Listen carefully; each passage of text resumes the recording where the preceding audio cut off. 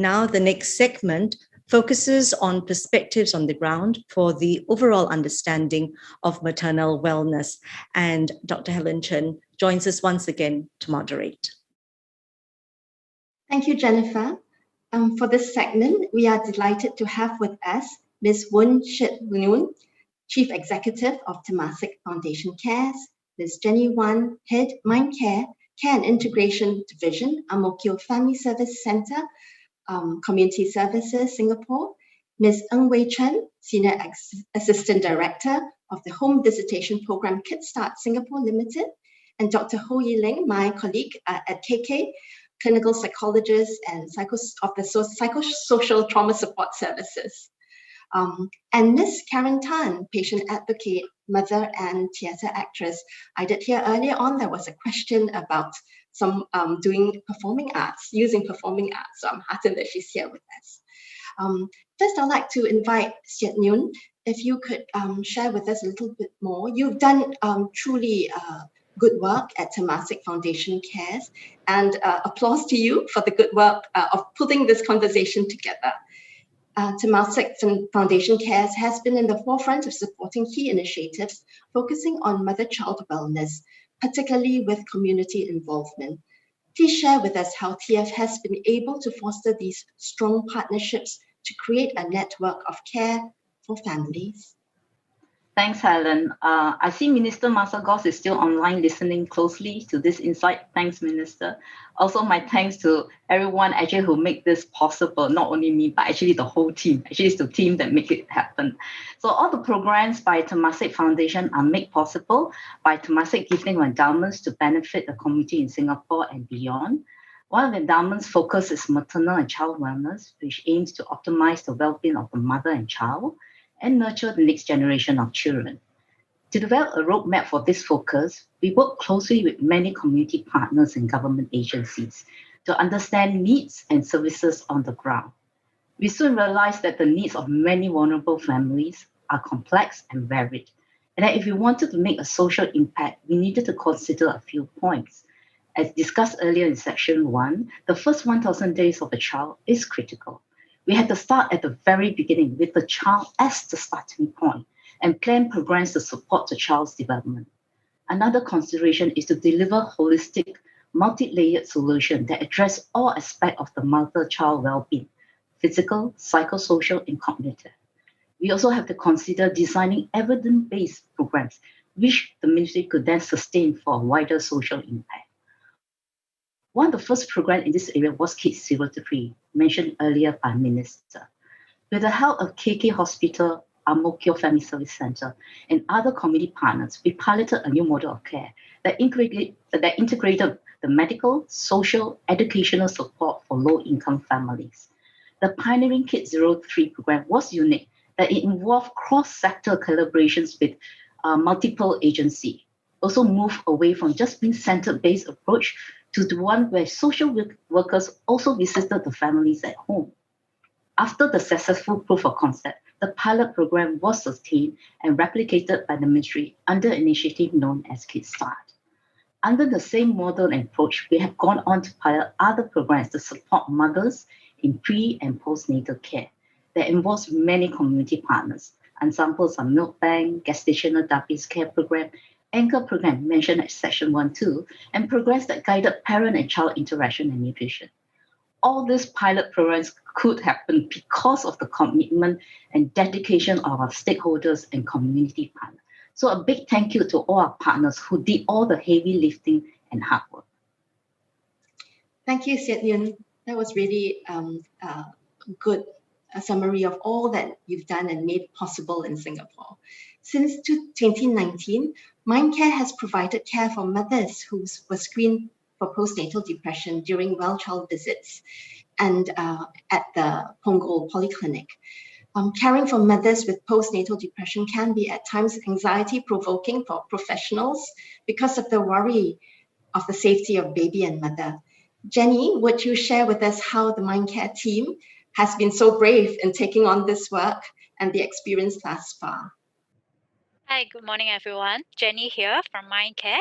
And our experience to work with postnatal depressions, the mothers who approach us, actually, I think the most important thing that we would like to do is provide a safe platform for them to share, non-judgmental, because I think some of them, they come to us because of lack of emotional support or even lack of community support in view of COVID-19. And in this couple of months, actually, we have a couple of cases come to us because of probably facing some financial difficulties because of the COVID-19 situation. And also, of course, some of their plans, for example, they would like to get the helpers or family support from overseas. And so the things now is very difficult and uncertain. So I think we are not really brave to do that, but we think that this is necessary that in the community, we should provide certain support. And I still remember there's a client share with me that actually in the past, the neighborhood is the strong support because they open their doors, they will say hello to each other. However, because of the situation now, they close their doors, they feel very isolated and lonely. Yeah, so I think Mindcare, what we do is provide counseling, online phone calls, or if there's any form of support, immediate support, we'll go for home visit to make sure the child and the mother is safe. And the other part we would like to do is more like psychoeducation, because I think they gather a lot of, I mean, mothers, they gather a lot of information how to take care of the babies and the parenting and so. And we would like to give them strong support, and we want to encourage them. They are able to do it, and we trust them they are able to do it by themselves as well, because I think they have a lot of self-doubt in this period of time and make the things that very uncertain in their mind. Yeah, so I think they are facing a lot of guilt, self-doubt and all this, because whatever happens on the babies, they take it up on themselves as well. So I think that is roughly what Mindcare is doing. And of course, we would like to also provide some of the community support. If possible, they can come to our center as well. Yeah, but the other part, we would like to further to support them by talking to their family members or caregivers. Yeah, so Thank, that is what we are doing. thank you, Jenny. I'm really glad that you're out there and we know we can send our mothers to you. Moving on to Wei Chen, I wonder if you could share with us the work that is done at Kickstart Home Visitation Program and how it has impacted the lives of young children and their mothers. Right. Thank you, Dr. Helen. I will cover the main areas of support that Kickstart has been providing for caregivers and their children. Firstly, antenatal care. As mentioned, Kickstart has partnered with both KKH and UH, the two main and largest maternal and children's hospitals in Singapore, to support mothers in their pregnancy, attending to their health and mental health needs, preparation for delivery, post-delivery care, and so on. Secondly, parent-child interaction. So at Kickstart, we leverage on the strengths of caregivers. Caregivers meaning both mothers and fathers, and even grandparents for some cases, to facilitate their understanding on the importance of parent-child interaction. Because as what we have known, that the serve and return, the back and forth interactions between the parents and the children have direct impact on the brain development of the children. And our practitioners shared very simple daily activities such as responding warmly to the child when he babbles, laughs, or cries. So the approach we take is collaborative and strengths-based, where we believe that the caregivers want the best for the children and have the skills that will scaffold their children's development. And we are there to facilitate and enhance those skills. So the other area, development and health, we built on the caregivers' knowledge and skills in supporting their children's development and health with activities and information catered to their learning styles. For example, we use more visuals with pictures and infographics to help in their understanding. We also facilitate their appreciation of the milestones that their children are expected to achieve, engaging their children in play and how they will learn, socialize, and communicate through play and daily routines. We also cover health and nutrition topics, such as immunization, preparation of balanced meals, dental care. And significantly and importantly, we emphasized on caregivers' well-being. We facilitate caregivers' understanding of the importance of self-care, stress management, and mental wellness, and we support them with practical tips to take care of their emotional well-being. We also conduct mental health screenings of both mothers and fathers in order to support them and to flag out any concerns. Where necessary, we link caregivers with financial, social, and other basic needs to community resources and to specialized intervention for their mental health concerns. MyCare is one agency that we work with to support our families. And also we have a direct helpline to Dr. Helen Chen for consultation and training of our practitioners. Most of all, we believe in building trusting relationships with the caregivers by practicing authentic engagement, by being culturally sensitive, accepting, and non-judgmental in our relationships with them. So from anecdotal feedback, caregivers have shared that they appreciated the knowledge and skills they have gained from the home visitors, and they see the home visitors as part of their family, as they were involved in their children's development. The caregivers have also learned ways to interact positively with their children and are more mindful of their own mental well-being. Thanks, Wei Chen. I'm really glad to be a part of the Kickstart program supporters. And over now to Dr. Ho Yiling. It's been wonderful having you work with some of my patients who have suffered from painful and traumatic experiences. Your work on the Temasek Foundation Care Psychosocial Trauma Support Service has been impactful. Would you be able to share with us just how the intergeneration transmission of trauma can impact on child development and well-being?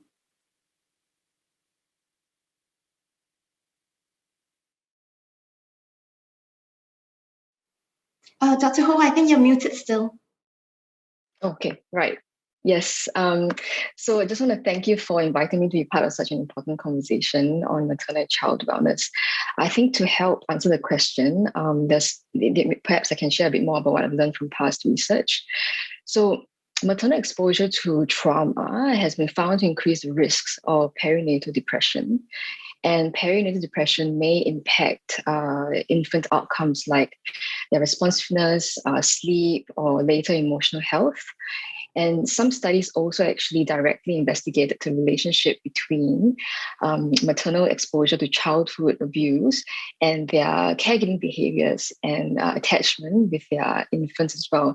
So what they found was that women or mothers who have been physically abused as children were more likely to develop hostile caregiving behaviors towards their infants when they show distress over time.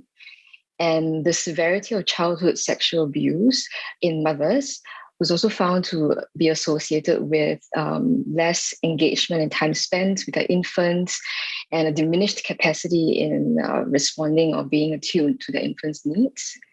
So it was suggested that with prolonged exposure to traumatic events in childhood may actually disrupt the functioning of mothers' stress response systems, such that it just makes it difficult for them to, it may possibly expose their fetuses to higher levels of stress hormones, such as cortisol. So, and prolonged exposure to cortisol in utero may impact fetal brain development. So this can increase the risk of emotional and behavioral difficulties later on in life. There's also another study that actually found that mothers with untreated traumas showed a reduced activity in the brain region that's responsible for processing emotions. So especially when they saw pictures of their infants' distressed faces, as opposed to faces of unfamiliar infants. So they suggested that repeated exposure to infants' distress may be triggering or even traumatizing for these mothers. So then this can affect their capacity to be attuned and to be responsive. So when this persists over time, the unmet needs on both sides can make things more stressful for both mother and child and may make it difficult to disrupt the intergenerational transmission of trauma. But that said, though, I believe that the transmission can be disrupted by intervening early and by widening the considerations we make when we work with expecting women and possibly their partners. So this may involve spending more time, reviewing their personal histories, psychological health, and especially identifying mothers who may be more vulnerable and providing interventions early. Because I believe that when we take care of mothers, we can inevitably improve the outcomes for children as well. Thank you, Yiling. for that very insightful sharing. I'm really excited. We are getting a conversation going here because the questions are coming in from the audience. But we'll move first now to Ms. Karen Tan. Karen, thank you for joining us today. We are so grateful and inspired by your courage to be the face of postnatal depression, and for the many times you have helped us here at Women's Mental Wellness Service at KK in advocacy work to create awareness. Would you share with us the perspective of a mother who has overcome the challenges of having had postnatal depression? Hi, everyone. I don't really have anything super scientific or very super intelligent to say. I'm just hoping that I'm able to share something that many women and as well as parents, because I really do believe that fathers have their own issues to deal with parenting.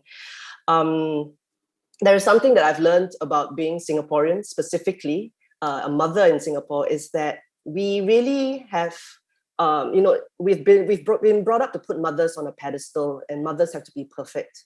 And when you grow up in Singapore, you have to be perfect.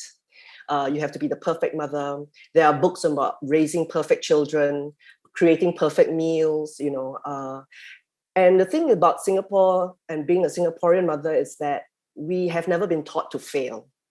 And our children have never been taught to fail. And I think that's a cyclical thing that we're going through, where mothers take on, or parents take on, a certain sort of thing where everything has to be wonderful, 100%, and that's passed on to the child. And the child grows up thinking that he or she has to be 100% perfect. And then when he or she becomes a parent and then they realize that they can't be perfect, it actually is very detrimental. And so it goes from, simple things, so-called simple things like being able to carry your baby, to feeding your baby and breastfeeding and dressing your child. And instead of saying to yourself, oh, I don't know how to do this and I need to learn and I'm making mistakes, the first thing we say to ourselves is, I'm a failure. I failed already to be a mother because I can't do the most basic things. And I think this is something we have grown up to accept in Singapore. Another thing that we've grown to accept in Singapore is also the blame culture.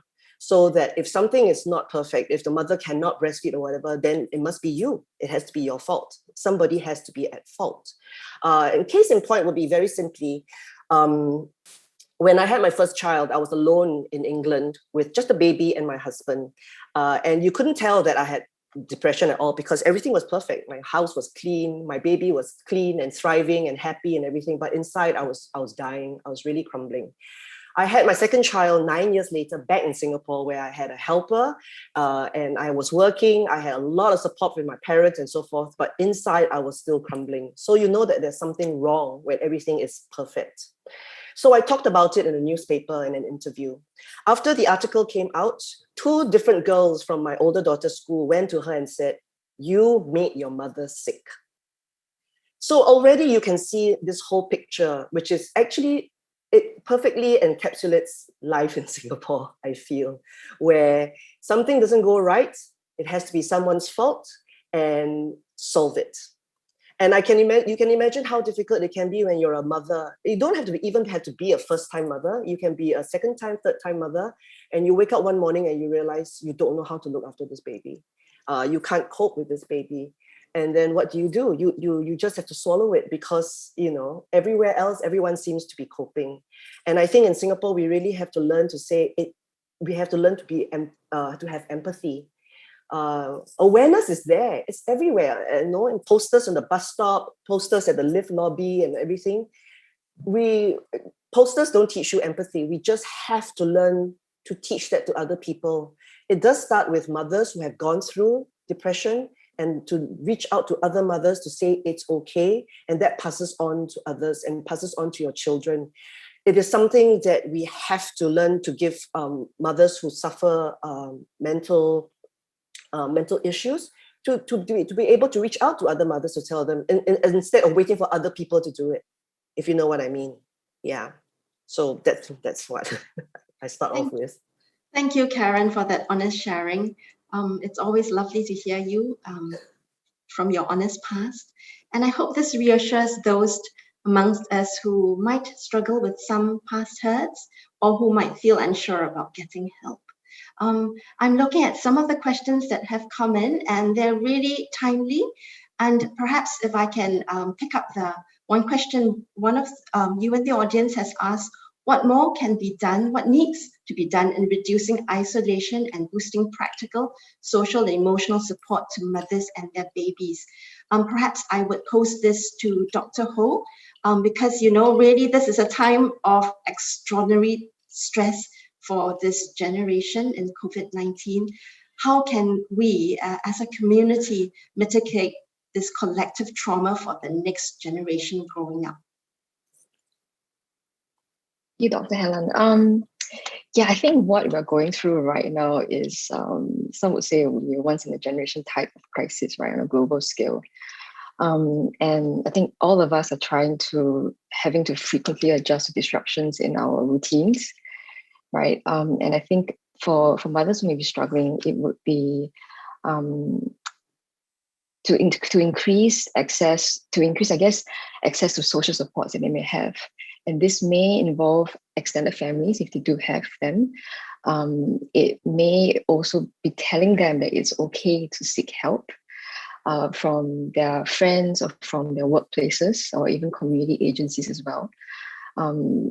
Like what Karen had mentioned earlier, right? That there's just a lot of pressure in needing to do the right thing all the time, to just maintain a balance all the time. But I think it's really important to know that it's okay to not be coping. And I think, of course, just having access to events like this can also help mothers or women feel a bit less isolated and to feel like, their experiences are quite normal and quite typical, right? Given the unprecedented crisis that they were living in right now. Thank you, Dr. Ho. There's another question, and perhaps this one, Jenny, you could help us answer this one. Someone asked how society, family, and friends can better look out for and support vulnerable mothers. Thanks for the question. I think most importantly is, I think husband, just now I think mentioned about like how we can bond the couple. And I always start off with, our team also start off with talking to the family members and caregivers. But sometimes we need to take more proactive approach as a counselor or social workers, because sometimes not a lot of people will be very upfront and come over and seek help. And that is also another part, is the stigma probably. Does it mean that if I go and seek help, I'm not a good husband, I'm not a good father, I'm not a good mother? A lot of labeling. I think that is important to remove it. But I think it's step by step. Most importantly, I will invite our clients to come over and talk to us first. And we won't say that this is only a counseling session for you, but I always encourage them to come over for counseling sessions. This is a me time. This is a 1 hour time for us to discuss about relaxation skills, about other things, about your personal growth. I love the sharing just now. I think you talk about maybe the original family, maybe they grow up. There's actually no one really born to be a mother, right? So I think it's a lot of learning. And this journey can be quite alone if they are not being proactive to come to us. As a community partners, most importantly, we talk to them first, build up certain trust. As long as we have trust, I'm sure they are more open to talk to us. Then the next step, we will encourage the loved ones, the family members, or even friends to come over and support them. Even though like WhatsApp calls, some form of WhatsApp messages, text here and there, I think that is important to start from somewhere, because I understand the COVID situation distance us a fair bit, but actually online, like now we are doing, actually I think that is fantastic. We can come all together and support this group of our clients, the mothers who need help and support. Thank you, Jenny. I'm really heartened. I actually see in my question sheet that the support team is sending to me, there are actually questions for the first panel. And it goes to show just how important the work that we're doing this morning is in generating interest, awareness, and continued conversation. Perhaps, we would address some of these questions later on through some posted FAQs. We'll see if that's possible. But maybe I'll now ask another question that's come in from the audience, and if I could invite Wei Chen to share with us, take this question. What the audience had asked was, what can be done to alleviate the effects of intergenerational trauma in the maternal child health now and in the future? And I thought this question would be really nicely explained in the work you do at Kickstart. If you could share with us a client story about how the Kickstart program helped a family improve their child's development. Right. Thank you, Dr. Helen, and thank you for the question. I'm going to share with you a story that personally has impacted me and also personally had helped me see that holistic support is so much needed for families with low resources. So this is the story of Sarah, not her real name. She was first enrolled in Kickstart home visitation program in 2017. And a few years back, before she joined the Kickstart, she had just been released from prison. She's married with 3 children, aged between 1 month old to 6 years. And at the start of the program, she thought that just providing the children's physical needs is important and is enough. But at the same time, she was worried that her youngest child may not meet his growth milestones because her older children, who are aged 4 and 6, required therapy because of developmental delays. Sarah was diagnosed with anxiety disorders and at times would overly stock up items such as diapers and milk powder, forgetting that such items have an expiry date. She was also very obsessive with keeping the home clean and was initially reluctant to let her children play because of the mess that they may create. Her husband has a stable and low-paying job as a cleaner, and the couple tried to make their ends meet. At times, she would help to clean the homes of elderly neighbors to exchange for the excess food rations. So what the home visitor did was to conduct regular home visits to facilitate her understanding in various areas of child development. For example, on communication, following the child's lead in play, using ABCD approach strategies, touching on health and nutrition topics. Her emotions were up and down, and she had several episodes of anxiety attacks during the course of our intervention. And she confided very much with the home visitor. Home visitor was very patient, attended to her feelings, affirmed, encouraged her. And we also worked very closely with her social worker and her psychiatrist's office to support her. So while hearing her out, we also tried our very best to encourage her to use routine-based activities to engage the children, talking to them when they're having meal times, when cleaning up. So in one of the peer group sessions that we had with other Kickstart mothers, that was pre-pandemic when we could still physically gather in groups, we introduced singing as a way to interact and engage with children. And Sarah really liked this activity. And in the midst of the activity, she recalled very sadly that her own mother did not sing to her and paid very little attention to her when she was a child. In fact, Sarah grew up in a children's home. So we paused and we asked her, so what would you do differently now? She pondered for a while and she said, I want to be a better mother to my children. So as I reflected on this, several theories by psychoanalysis came to my mind.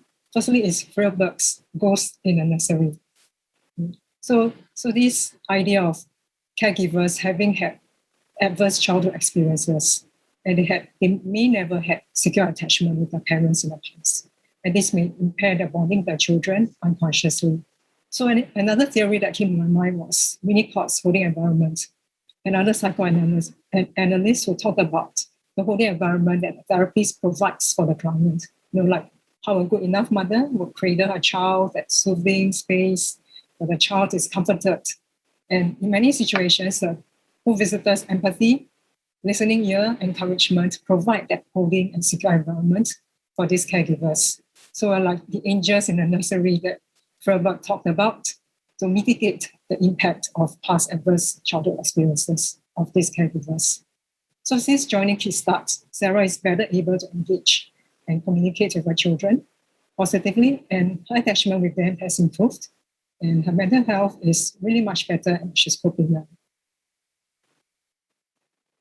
Thank you, Wei Chen. That was a really nice, touching story and really goes to show what what must continue in the community. There must be ongoing support, and the program for Kickstart must continue.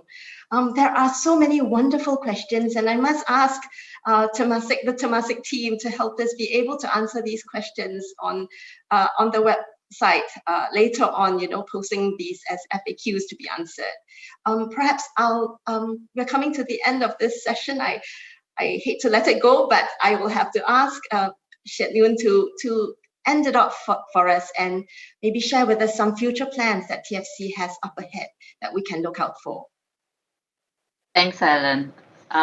We have learned today that ACEs, or the adverse childhood experiences in a child's early years, have a profound impact on the child's development. When we piloted the Kids 0 to 3, our focus was serving families with lower socioeconomic status, as there is a high correlation with ACEs. We are now sharpening our focus to design intentional programs to target specific at-risk families, including those with expectant mother or very young children where a parent is incarcerated, and also families that are food insecure. We're also looking to move further upstream. We recently started a pilot program to serve young families at the point of marriage. The aim is to share with them knowledge on pregnancy, parenting, and child development.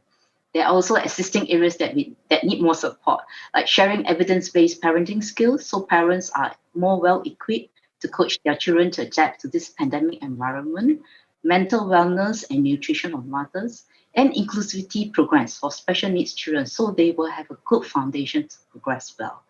If there's any area that community feel that we could collaborate to meet any emerging needs or mitigate services on the ground, we're happy to hear from you. Thank you. Thank you, Shet Nguyen. This session has been most educational and fascinating for me, and I'm sure for all of you too. I would like to thank all our ground experts for your rich sharing, and will now hand over to Jennifer again.